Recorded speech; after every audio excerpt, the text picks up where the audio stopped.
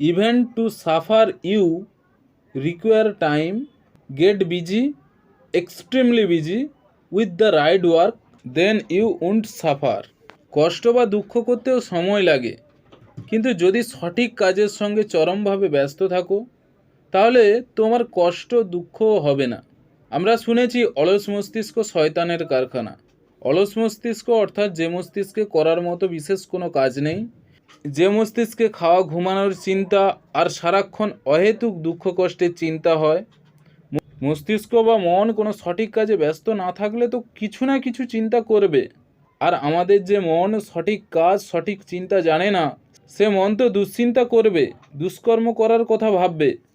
আমাদের যদি কোনো উঁচু কাজের জ্ঞান থাকতো, আমাদের যদি জানা থাকতো পৃথিবী 10-20 বছর আগে থেকে ধ্বংস হওয়া শুরু হয়ে গেছে আর 1-2 দশকের মধ্যে সম্পূর্ণভাবে ধ্বংস হয়ে যাবে, তবে আমাদের মন বসে থাকার সাহসই পেত না।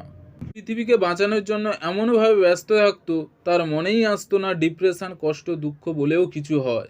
আমাদের বাড়ি আগুনে জ্বলছে, জানালায় আগুন লেগেছে, আর আমরা জানালার পাশের বিছানায় শুয়ে এই চিন্তা করছি দুধওয়ালা আজ 2 টাকা বেশি নিয়ে নিল। 2 টাকার চিন্তায় কষ্ট পাচ্ছি, 2 লক্ষ টাকার বাড়ির কোনো খেয়াল নেই। আমরা যখন খেলাধুলায় গভীরভাবে মগ্ন থাকি তখন আমাদের ডিপ্রেশনের কথা মাথায় আসে না, কিন্তু মাঠে নামার আগে পরে ডিপ্রেশন উঁকি মারতে থাকে। পরীক্ষার হলে ডিপ্রেশন, কুচিন্তা মাথায় আসে না, কারণ তখন পরীক্ষার উত্তর লিখতে ভীষণভাবে ব্যস্ত থাকি। কিন্তু পরীক্ষার আগে পরে টেনশন হয়। ট্রেন ধরার জন্য দৌড়ানোর সময় কোনো টেনশন বা দুশ্চিন্তা আসে না, কিন্তু ট্রেন ধরার পর ট্রেনে বসলে টেনশন দুশ্চিন্তা আসে। তাহলে আমরা বুঝতে পারলাম কোন পরিস্থিতিতে টেনশন আসে আর কোন পরিস্থিতিতে টেনশন দুশ্চিন্তা মাথায় আসে না। আমাদের সঠিক কাজ মাঠে খেলাধুলার মতো ব্যস্ত হয়ে করতে হবে, পরীক্ষা হলে পরীক্ষা দেওয়ার মতো ব্যস্ত হয়ে করতে হবে, না হলে ট্রেন ধরার মতো ব্যস্ত হয়ে করতে হবে। আমাদের কাজের গতি কমিয়ে খেলার মাঠে নামার আগে পরের পরিস্থিতি আনা যাবে না, তাহলে দুশ্চিন্তা করার সময় চলে আসবে। সব সময় খেলার গতিতে সঠিক কাজ করতে হবে। এই খেলার গতি শারীরিকভাবে নয়, খেলার গতি হবে মানসিক। মানসিকভাবে এমন ব্যস্ত থাকতে হবে সঠিক কাজে, যাতে না বোঝা যায় কখন পিছে ছুটে গেছে ছোট ছোট দুশ্চিন্তা, কুচিন্তা। আমরা যেহেতু পৃথিবীর ক্লাইমেট চেঞ্জের বিষয়ে কোনো খবর রাখি না, তাই বুঝতে পারি না পৃথিবী ধ্বংস বহু আগেই শুরু হয়ে গেছে। আমরা 6th মাস এক্সটিনশানে আছি, অর্থাৎ 6 নম্বর মহাপ্রলয়ে দাঁড়িয়ে আছি। সেদিকে আমাদের কোনো খেয়ালই নেই। আমাদের চোখ থাকলেও বাড়ি জ্বলছে দেখতে পাচ্ছি না, কারণ চোখের বাড়ি জ্বলার বিষয়ে কোনো জ্ঞানই নেই। চোখ শুধু বাড়ির সদস্য বাড়াতে চাইছে, বাড়ির জিনিসপত্র বাড়াতে চাইছে, আর এই মুহূর্তে বাড়ির সদস্যদের ও বাড়ির জিনিসপত্র বাইরে নিয়ে যাওয়ার কথা। তার পৃথিবী ধ্বংসের কথা জানা উচিত ও অন্যকে জানানো উচিত। সে যেহেতু এই বাড়িতে একা থাকে না, তাই তার বিশেষ কোনো চিন্তা নেই। সে ভাবছে সবাই পৃথিবীকে ধ্বংসের মুখে ঠেলে ফেলছে, পৃথিবী দূষণ করছে, তবে আমার এই সামান্য দূষণে কি পৃথিবী ধ্বংস হয়ে যাবে?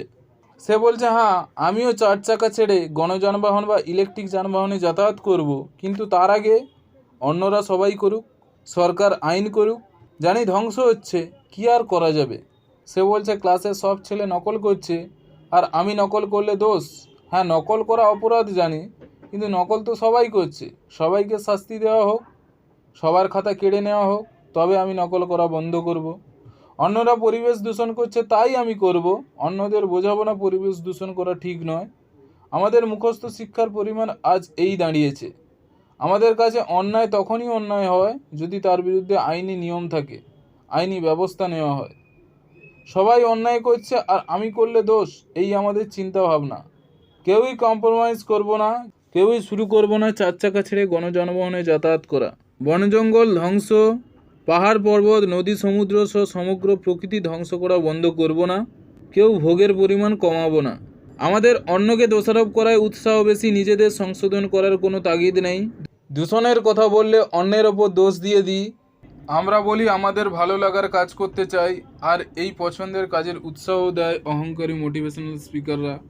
আমাদের সঠিক কাজের কথা এরা বলে না, অথচ আমাদের সঠিক কাজ করতেই হবে, শুধুমাত্র পৃথিবীর জন্য নয়, নিজেদের জন্য। নিজে ভালো থাকলে তো পৃথিবীকে ভালো রাখতে পারবো। আমাদের যে কোনো কাজের জন্য উৎসাহ দেওয়া হয়, আমরাও সেজন্য যে কোনো কাজ করতেই শুরু করি, কিন্তু আমরা সঠিক কাজ করি না বলে আমাদের কাজকে বোরিং লাগে, কাজ থেকে পালিয়ে যেতে চাই। কাজকে জীবন বানাতে পারি না। শ্রীমদ্ ভাগবত গীতাতে বারবার যে কথাগুলোর উপর গুরুত্ব দেওয়া হয়েছে সেগুলি হলো কর্ম ও জ্ঞান। কর্ম অর্থে সঠিক কর্মের কথা বলা হয়েছে, আর জ্ঞান অর্থে আত্মজ্ঞান বা নিজেকে জানার জ্ঞানের কথা বলা হয়েছে। আমরা অ্যালকোহল ম্যানুফ্যাকচারার কোম্পানিতে কাজ করে মদ্যপানের বিরুদ্ধে প্রতিবাদ করি, খেয়াল করি না কোম্পানিকে বাড়ানোর চেষ্টা করছি, আর বাড়ির ছেলে মদ্যপানে আসক্তি হয়ে যাচ্ছে। বাড়ির ছেলের মদ্যপানের নেশা ছাড়ানোর আপ্রাণ চেষ্টা করছি, কিন্তু নিজে মদ তৈরির কারখানা থেকে রিজাইন দিচ্ছি না। আবার মিট এক্সপোর্ট কোম্পানিতে কাজ করে রাস্তায় নন ভেজ খাওয়ার বিরুদ্ধে প্রতিবাদ করছি, নিজেই মিট এক্সপোর্টকে বাঁচিয়ে রাখছি আর নিজেই নন ভেজের বিরুদ্ধে প্রতিবাদ করছি। এগুলো সবই আমাদের দুমুখ ভাব। সঠিক কাজ করার শিক্ষা সঠিক জ্ঞান থেকে আসে। সঠিক জ্ঞান অর্জন করলে আমরা বুঝতে পারবো সঠিক কাজ কী, আমাদের ও সমগ্র পৃথিবীর জন্য প্রয়োজনীয় কাজ কী, আর আমাদের সেই সঠিক কাজ শুরু করতে হবে। অন্যরা কখন শুরু করবে সেই অপেক্ষায় বসে থাকলে বাড়ি পুড়ে ছাই হয়ে যাবে, কিন্তু কারোর ঘুম ভাঙবে না।